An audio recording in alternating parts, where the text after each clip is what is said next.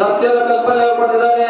ಅದು ವಿಶೇಷವಾಗಿ ನಮ್ಮ ಹಿಂದೂ ಧರ್ಮದಲ್ಲಿ, ಅದು ಸನಾತನ ಧರ್ಮದಲ್ಲಿ, ಅದು ವಿಶೇಷವಾಗಿ ಶ್ರಾವಣ ಮಾಸದಲ್ಲಿ ನಮ್ಮ ಮಾತುಗಳು ಏನಾಗಬೇಕು ಅಂದ್ರೆ ನುಡಿಮುತ್ತುಗಳಾಗಬೇಕು. ನಮ್ಮ ಮಾತುಗಳು ಪರಮಾತ್ಮ ಧ್ಯಾನದಲ್ಲಿರಬೇಕು. ನಮ್ಮ ಕಿವಿಗಳು ದೇವರ ನಾಮಸ್ಮರಣೆ ಕೇಳ್ತಾ ಇರಬೇಕು. ನಮ್ಮ ನಡೆಗಳು ದೇವಸ್ಥಾನಕ್ಕೆ ಹೋಗ್ತಾ ಇರಬೇಕು ಎಂಬ ಮಾತು ನಮ್ಮ ಹಿರಿಯರು ಹೇಳ್ಕೊಟ್ಟಿದಂತ ಸಂದೇಶಗಳನ್ನ ಇವತ್ತು ನಾವು ಏನ್ ಮಾಡ್ತಾ ಇದ್ದೇವೆ, ಮರಿತಾ ಇದ್ದೀವಿ. ಅಂತ ಒಂದು ದಿನಮಾನಗಳಲ್ಲಿ ಮತ್ತೆ ನಾವು ಇಲ್ಲಿ ಭಾಜನ ಸಂಖ್ಯೆ ಮಹತ್ವದಲ್ಲ ನಮಗೆ.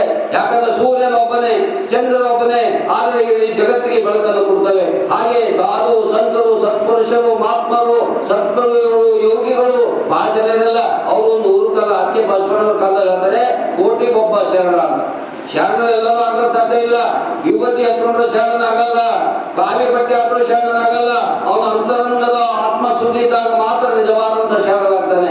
ಆಗ ಅದಕ್ಕೆ ಬಸವಣ್ಣ ಹೇಳಿದರು, ಎಲ್ಲರೂ ಶರಣರಾಗಲ್ಲ ಭೂಮಿ ಮೇಲೆ ಅಂತ. ಯಾರು ಶರಣರಾಗ್ತಾರೆ, ಕೋಟಿಗೊಬ್ಬ ಶರಣನಾಗಲು ಸಾಧ್ಯ ಆಗ್ತದೆ. ಹಾಗೆ ಇಂದಿನ ಸಮಾಜದಲ್ಲಿ ಬಸವಣ್ಣ ಕಾಲದಲ್ಲಿ 1 ಕೋಟಿ ಹೇಳಿದರೆ, ನಾನಂತ ಮಟ್ಟಿಗೆ ಈಗ 10 ಕೋಟಿಗೊಬ್ಬ ಶರಣಾಗಂತ ಸಂದರ್ಭ ಬಂದಿದೆ. ಯಾಕೆ ಎತ್ತ ಏನಾಗ್ತದೆ ಅಂದ್ರೆ ನಾವು ಎಲ್ಲ ನೋಡ್ತೇವೆ, ಎಲ್ಲ ಕ್ಷೇತ್ರಗಳು ಅಹಂಕಾರ. ಅದಕ್ಕೆ ಕನಕಾಲಸ ಹೇಳ್ತಾರೆ ಏನಂತಂದ್ರೆ, ನಾನು ನೋಡಲಾದ ಜಾಗ ಹಣ್ಣು ಕೊಟ್ಟಿದ್ದಾರೆ, ದೇವರು ನೋಡ್ತಾ ಇದ್ದಾನೆ.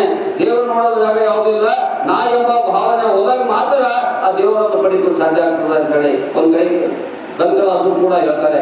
ಇಂಥ ಒಂದು ನಿಟ್ಟಿನಲ್ಲಿ ಆಧ್ಯಾತ್ಮಿಕ ಅನ್ನೋದು ಹೇಗಿದೆ, ಒಂದು ಶಕ್ತಿ ಇದೆ. ಆಧ್ಯಾತ್ಮಿಕ ಅಂದ್ರೆ ನಮಗೊಂದು ಮನಸ್ಸು ಶುದ್ಧಿ ಮಾಡ್ತದೆ, ಪವಿತ್ರ ಮಾಡ್ತದೆ. ಮನಸ್ಸು, ಭಾವ, ಭಕ್ತಿ ಎಲ್ಲ ಶುದ್ಧವಾಗಿ ನಮ್ಮಲ್ಲಿರುವಂತಹ ಅಜ್ಞಾನವನ್ನ, ನಮ್ಮಲ್ಲಿರುವಂತಹ ಅಹಂಕಾರವನ್ನ ಓಡಿಸಿ ನಮ್ಮಲ್ಲಿ ಏನ್ ಮಾಡ್ತದೆ, ನಿರಂತರವಾಗಿ. ಅದಕ್ಕೆ ಶರಣ ಕಾಲ ಹೇಳ್ತಾರೆ, ಶರಣೋ ಶರಣಾರ್ಥಿಗಳು ಅಂದ್ರೆ ನಾನು ಶರಣನಾಗಿದ್ದೇನೆ. ನಮ್ಮ ಅವರ ಉದ್ದೇಶ ಅದೇ, ಶರಣ ಅವರ ಉದ್ದೇಶನೇ. ನಾನು ಅಕ್ಕಿ ಬಸವಣ್ಣ ಹೇಳಿದ್ರು, ಎನ್ನಕ್ಕಿಂತ ಕಿರಿಯರಿಲ್ಲ, ಶಿವಭಕ್ತಕ್ಕಿಂತ ಹಿರಿಯರಿಲ್ಲ, ಎನ್ನ ಮನವೇ ಸಾಕ್ಷಿ, ಇದಕ್ಕೆ ಕೂಡಲು ಸಂಗಮೇ ಸಾಕ್ಷಿ ನಾನಲ್ಲ ಅಂತ ಹೇಳ್ತಾರೆ. ಹಾಗಾಗಿ ಗೊತ್ತಾ, ನಾವೆಲ್ಲರೂ ಏನಾಗಿದ್ದೇವೆ ಅಂದ್ರೆ ನಾವು ಹಿಡಿದು ಹೇಳ್ತೇವೆ, ನಾನು ಎಂಬುದು ಕಿರಿಯ, ನಾನೇ ಎಂಬುದು ಹೋಗ್ಬಿಟ್ಟು ನಾನೇ ಹಿರಿಯ ಎಂಬ ಭಾವನೆಯಲ್ಲಿ ನಾವು ಜೀವನವನ್ನು ಸಾಕ್ತಾ ಇದ್ದೇವೆ.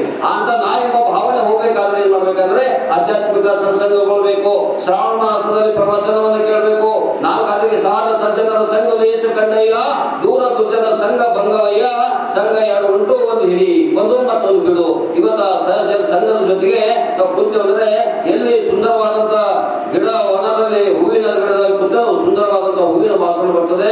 ಎಲ್ಲಾದ್ರೂ ಮುನ್ಸಿಪಾಲಿಟಿ ಹತ್ರ ಹೋಗಿ ಒಂದು ಖಾಲಿ ನಾಲಿಗಳಲ್ಲಿ ಹೋಗಿ ಕುಂತಾಗ ಅದರ ಸುವಾಸನೆ ಬರ್ತದೆ. ಹಾಗಾಗಿ ನಾವು ಎಂತರ ಜೊತೆ ಇರಬೇಕು, ಎಂತರ ಸಂಘವನ್ನು ಬೆಳೆಸಬೇಕು ಅನ್ನೋದು ಬಹಳ ಮುಖ್ಯ ಆಗಿದೆ. ಅದಕ್ಕಾಗಿ ಇಂಥ ದಿನಮಾನಗಳಲ್ಲಿ ಆದಷ್ಟು ಮಟ್ಟಿಗೆ ನಾವು, ನಮ್ಮ ಮಕ್ಕಳು, ನಮ್ಮ ಸುತ್ತಮುತ್ತ ಪರಿಸರ, ಅದಕ್ಕೆ ಹೇಳ್ತಾರೆ ನಾವು ನಮ್ಮ ಮಕ್ಕಳು, ನಮ್ಮ ಪರಿಸರ ಶುದ್ಧ ಆದಾಗ ದೇಶ ಶುದ್ಧ ಆಗ್ತದೆ ಅಂತ ಹೇಳಿ. ಈಗ ನಾವೇ ಶುದ್ಧ ಆಗಲಿಲ್ಲ, ನಮ್ಮ ಮಕ್ಕಳು ಶುದ್ಧ ಆಗಲಿಲ್ಲ, ನಮ್ಮ ಸುತ್ತಮುತ್ತಲ ಪರಿಸರ ಶುದ್ಧ ಆಗಲಿಲ್ಲ ಅಂದ್ರೆ ಇಡೀ ದೇಶ ಹೆಂಗೆ ಶುದ್ಧ ಸಾಧ್ಯ ಆಗ್ತದೆ. ಆ ನಿಟ್ಟಿನಲ್ಲಿ ಇವತ್ತು ಆಧ್ಯಾತ್ಮಿಕ ಅನ್ನೋದು ಬಹಳ ಮಹತ್ವದಾಗಿದೆ. ಆದ್ರೆ ಇವತ್ತು ನಮ್ಮ ಈಗಾಗಲೇ ಹೇಳಿದಾಗೆ ನಮ್ಮ ಮಕ್ಕಳು ಮಾತು ಬಂದಿದ್ದಾರೆ. ನನ್ಗೆ ಅದೇ ಹೇಳ್ತೀನಿ, ನಾವು ಸಾಕ್ಷಾತ್ ಮಕ್ಕಳು, ಕೃಷ್ಣ ಅವ್ರು ಬಂದ್ಬಿಟ್ಟು ನಮ್ಮ ಮಕ್ಕಳು. ಅದಕ್ಕೆ ಹೇಳ್ತೀನಿ, ನಾವು ವಯಸ್ಸಾದಕ್ಕಿಂತ ನಮ್ಮ ಮಗ ಅದಕ್ಕಾಗಿ ಈ ಮಕ್ಕಳೇ ದೇವರು ಅಂತ ಕೇಳ್ತೇವೆ. ಆ ದೇವರನ್ನ ನಮ್ಮ ಕೂಸ್ಕೊಂಡೆ ನಾವು ಪ್ರವಾಸನೆ ಹೇಳಿದ್ರೆ ನಮ್ಮ ಜೀವನ ಸಾರ್ಥಕ ಆಗ್ತದೆ. ಹಾಗಾಗಿ ಇವತ್ತ ಇಂಥ ಮಕ್ಕಳು ಬರ್ಮಗ, ಇಂಥ ಮಕ್ಕಳೇ ದೇವರು ಬರ್ಬೇಕು. ಈ ಮಕ್ಕಳು ವೆರಿ ಗುಡ್, ನೀವು ಇಂಥದ್ದೇ. ಹೀಗಾಗಿ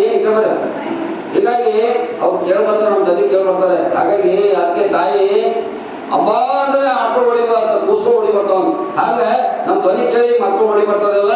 ನನಗೆ ನನಗೊಂದು ಗಂಟೆ, 1.5 ಗಂಟೆ ಇವತ್ತು ಪ್ರವಚನ ಹೇಳಕ್ ಲೇಟ್ ಆಯ್ತು, ವಿಳಂಬವಾಯ್ತು. ಆದ್ರೂ ಕೂಡ ಅದರ ದುಃಖ, ಅದರ ಭಾವನೆಯನ್ನ ಇವತ್ತು ನಮ್ಮ ಮಕ್ಕಳು ಇಳಿಸ್ತಾರೆ ಅಂತ ಹೇಳಿ ಅದಕ್ಕೆ ಹೇಳ್ತೀನಿ. ಕೃಷ್ಣ ಅಂದ್ರೆ ಹಂಗೆ ದುಃಖ. ಅದಕ್ಕೆ ಪುರಾಣದಲ್ಲಿ ಹೇಳ್ತಾರೆ, ಕೃಷ್ಣನನ್ನ ನೆನೆದರೆ ಕಷ್ಟ ಒಂದಿಷ್ಟಿಲ್ಲ, ಅದು ವಿಳಂಬವಾಗಬಹುದು.